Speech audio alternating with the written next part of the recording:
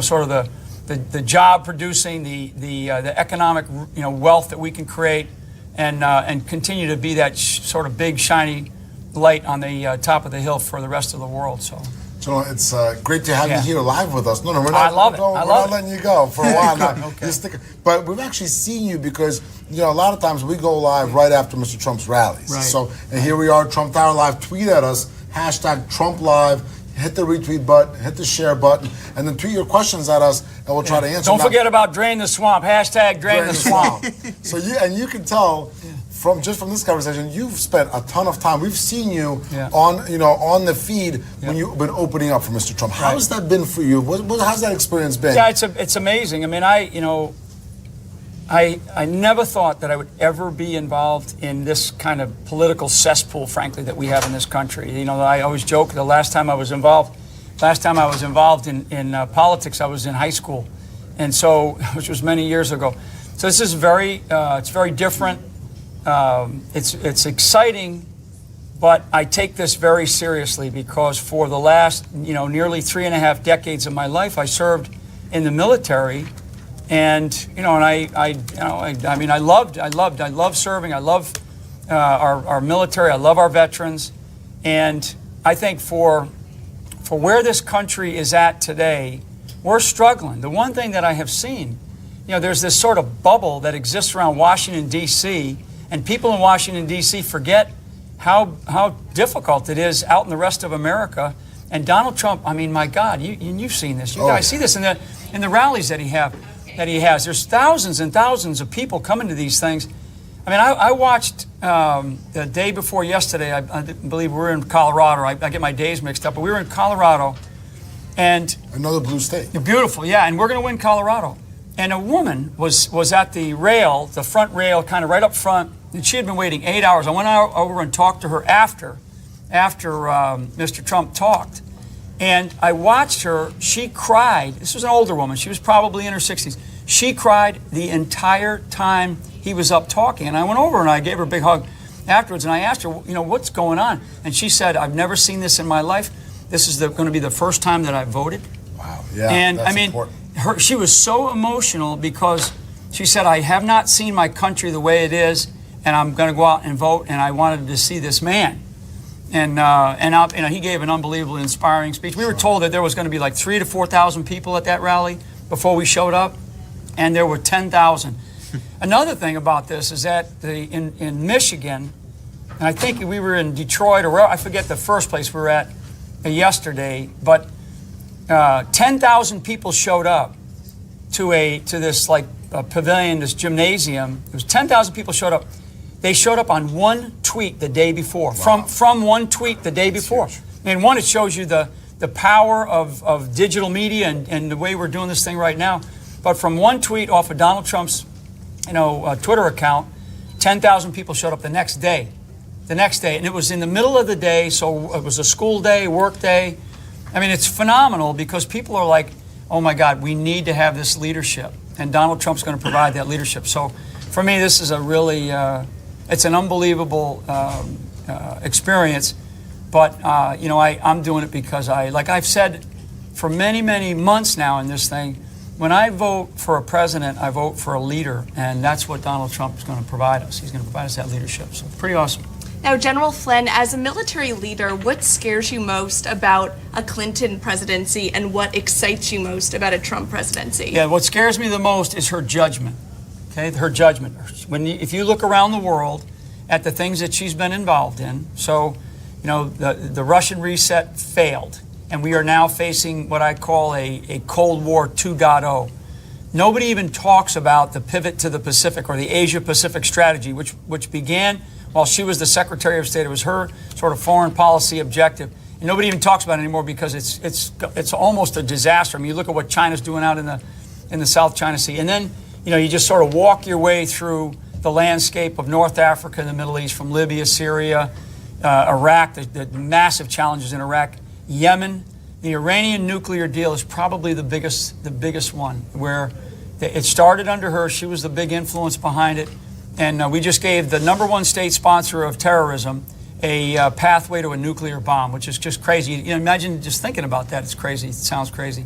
For Trump, the things that I talked to him about this one of the first times we met and talked. I was excited, and I was very, I found him to be a very good listener. And for a person that will run this country, one, he has great instincts about the kind of people that he puts around him, but he's a great listener. I mean, he really listens, and that to me is that's a big deal for someone who's going to be in a position of the presidency. And the other aspect of that is he's very decisive. When it's time to get to work, you know, Donald Trump will say, "Okay, let's go." And then the third component, and this is something that has scared me about Hillary Clinton for a long time, and I don't use the word scare too often, is accountability. Donald Trump is an accountable person. He's accountable for himself, and he makes sure that others are accountable for their actions. Right. Hillary Clinton has demonstrated no accountability, and frankly, if she had any responsibility, if she had any personal accountability, she'd step down from running for president right now. I mean, more stuff is going to come out. I'm sick of it. I've had enough of it, and I know the American public has had. We're drowning in this scandal. It's unbelievable. Before we let you go, likes and happy faces and none of those mean faces or whatever they do. Right? I love it. General Flynn is hearts, he's right? the most plugged in social media person. I love it. Coolest general. I'm telling you. He's definitely the coolest general I've This ever is a met. digital. No I'm going to tell you, this is a digital election. So the outcome of this election, because you hear all the stuff about the mainstream media and the just incredible biasness against one candidate, Donald Trump, the barrage assault that he has gotten. So how has he overcome that? Through digital media, through the world of the digits here, folks. This is a digital election, and when you see things like, you know, hashtag MAGA3X, hashtag Drain the Swamp, hashtag Never Hillary, you know, hashtag Trump Live, hashtag Trump Live. I mean, all these things. Coolest general. I'm telling you, it's just. This is what when we look back, because we're going to look back at why he won, and one of the big components is going to be the world of social media. Social media has radically changed the way we. Cliff right here, our social media gurus right here. I mean, well, so one of the things that I believe in strongly is something I call the citizen journalist. Okay, the citizen journalist, because the citizen journalist has the opportunity to see whatever they see and put their judgment out there, and not be constrained by some editor or some bureau chief or some bureaucracy that's going to tell them no, or some bias.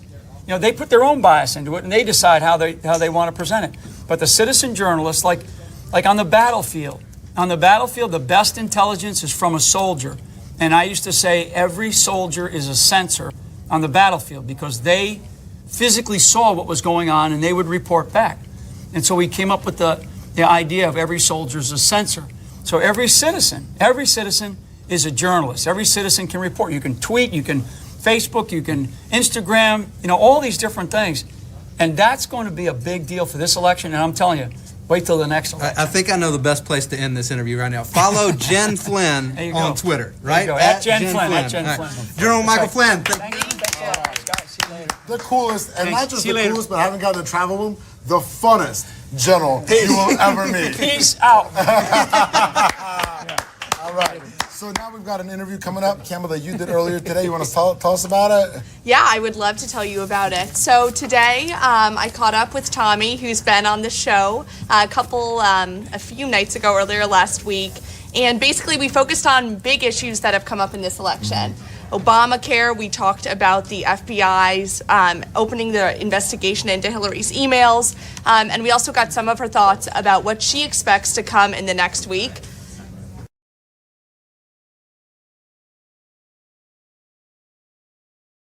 I'm Campbell Burr, here in Trump Tower in New York City. As you know, the election is 1 week away. And today we have Tomi Lahren, host of Tommy from The Blaze, on with us to discuss her thoughts about what the next week should bring. So, Tommy, some exciting developments last week as the FBI reopened their investigation into Hillary's emails.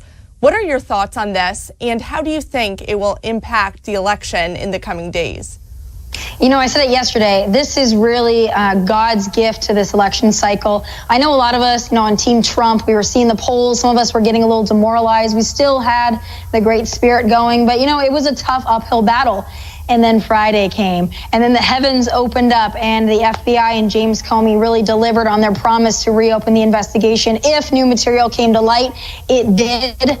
She's scrambling right now, and it's fun to watch her apologists all over the TV, all over the mainstream.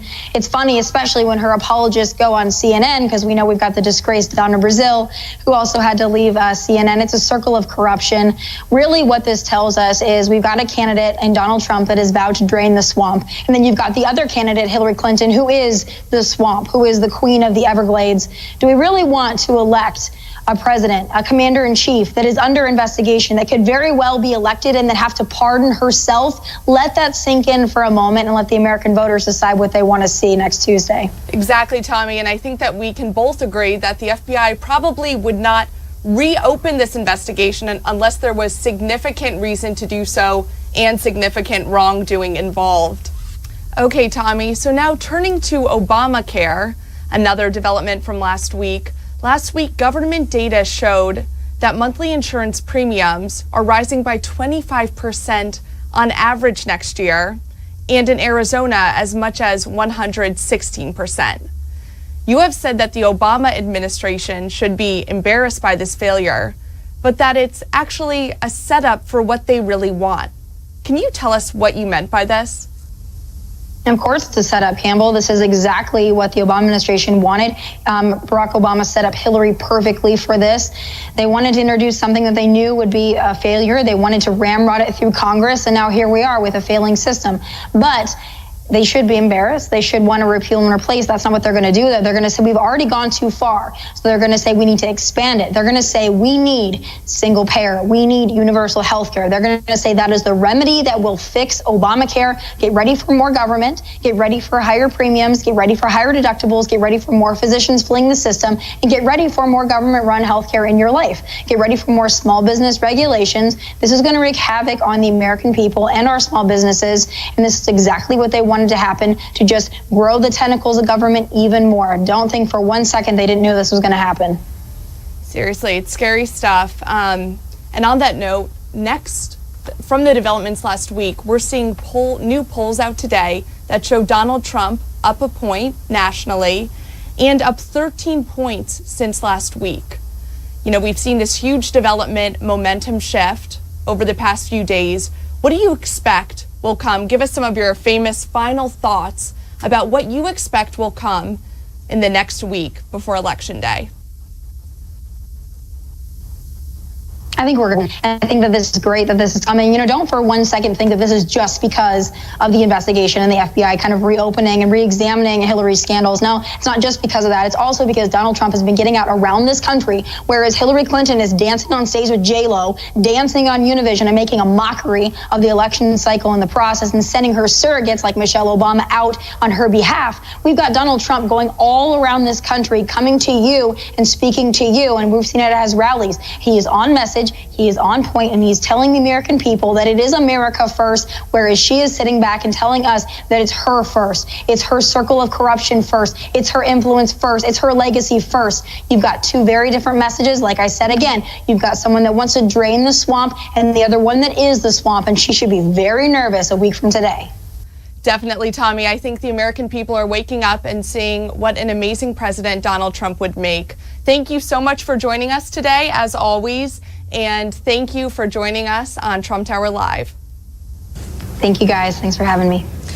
Tommy, once again, thank you so much for being on with us tonight. Great talking to you, and we have an exciting week ahead. On that note, Boris, tell us about the latest polls that are out today. The polling is really unbelievable, and it's so exciting. Starting this morning, the ABC poll came out showing Donald Trump up 1 over Hillary Clinton. Now, that's great. We're up 1. But put in perspective, 8 days ago, Mr. Trump was down 12 in that same poll, a 13-point swing in one national poll, and a lot of that way before those Friday news. So actually, there was a 10-point swing by the time the Friday news came about. So really, this race is moving toward Mr. Trump. In the LA Times poll, up 4, and then you go local. North Carolina up 7, Ohio up 4 and 5, Maine second congressional district with 1 electoral vote, very important still, up 1 and 2. So doing very well in the polling. 6 days to go now. Unbelievably exciting. The race is 100% moving Donald Trump's way. And the more information on that, obviously key information from early voting, absentee ballots. Yeah, I want to talk a little bit of absentee balloting, early voting, and that kind of thing. But I do think it's worth noting what we just came out of in Wisconsin, the rally there, is really, I think, a kind of a snapshot of what you're seeing all over the country. As you see Republicans start coming home, moving in Mr. Trump's direction really fast. We saw, Chairman Priebus, you got the governor, Scott Walker there, you got the whole crew all out there, just all Republicans coming together and saying, we're going to get behind Mr. Trump's America First message here. We can't afford a Hillary Clinton presidency. That's the bottom line. And when you look at not just the polls, which as we know can be skewed sometime, let's look at hard data on who's already voted. I'm just going to run through a few of the battleground states here. In Arizona, Republicans currently have an edge in total ballots cast by over 45,000 votes. Colorado, Republicans have returned over 30,000 more ballots to date than at this point in 2012. So again, you're seeing this enthusiasm way up for Republicans. In a historically blue state recently. That's right. And as you hear these numbers, you got to realize Democrats' specialty over the years has been this early voting. I mean, in a lot of states that even Romney won in 2012, Democrats won in the early voting, and then Romney comes a big comeback on election day. Like North Carolina. So exactly, that's a perfect example. What we're seeing this year is the Democrat gap in early voting has either been shrunk or eliminated completely. In a lot of these states, we're out ahead. If you look down in Florida, Republicans outperforming 2012 in early voting, while Democrats are way behind their 2012 pace. Iowa, Republicans are maintaining our 2012 pace, but Democrats are lagging way behind. Again, it's the enthusiasm gap. Michigan, Nevada, North Carolina. In North Carolina, particularly, Republican voting, early voting, way up. Democrats way down again. I mean, I could go down every state here, Ohio, Wisconsin. It doesn't take a rocket scientist or political expert here to see that there is a pattern. Democrats' enthusiasm way down. They don't want to go to the polls. They can't get excited for voting for crooked Hillary. That's the bottom line. Republicans, meanwhile, getting really excited about a Donald Trump presidency, and it just goes state by state. That's what we're seeing. We asked you to tweet at us at hashtag Trump Live. We have a couple of pretty good tweets here from Toby Warner. Big support from Germany. Hope you can drain the swamp. Wish you all the best next week for elections. So really good. And then an interesting one here from Don't Say Stupid. Define globalism versus nationalism for everybody. Most important reason to vote for Donald Trump. So globalism versus nationalism. Well, I think globalism versus nationalism. The place you look is trade, right? So Hillary Clinton's globalist trade policies, NAFTA being probably the one that gets the most recognition, TPP more recently, are shipping American jobs overseas. 1 in 3 American manufacturing jobs gone in the wake of NAFTA. Donald Trump just quite simply saying, whether it's trade or whatever it is, we're going to put America first. We're going to put American workers first, and that's what you can expect. So great tweet. Yeah, a lot of good tweets out there. Keep tweeting at us. So really, with 6 days to go, how are we feeling about the race, gang? What are we thinking? We're feeling great. And this week we have more great events planned. Mr. Trump will be in Florida tomorrow and Florida and North Carolina on Thursday. Once again, go to our website, donaldjtrump.com, and click on schedule to register for these events. But the momentum is incredible, and I think that the ball right now is moving forward, and lots of enthusiasm on the ground. And another very exciting event, Kel. Tell us about the event on Thursday in Berwyn, Pennsylvania with Mrs. Trump. So Mrs. Trump is holding her own rally on Thursday, Berwyn, Pennsylvania. You can register for that event as well in the same place in the schedule section of our website. And she'll be speaking at 2 p.m. So this is, having her on the campaign trail, I think will be wonderful for the campaign, and it will be great for the country to get to see her. And she'll be talking about her story, her family's story, her background, but also her vision for America, which is also Mr. Trump's vision, and her thoughts on how she'll be as First Lady once Mr. Trump is elected president. I think that's going to be great for the American people. I'm really looking forward to that. Appreciate you guys tuning in for another episode of Trump Tower Live. Yes. Wrap this thing up. We'll be back tomorrow. With all the deplorables voting for Trump, we're going to need a bigger basket.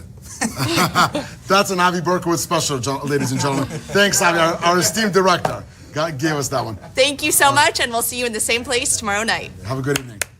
All right.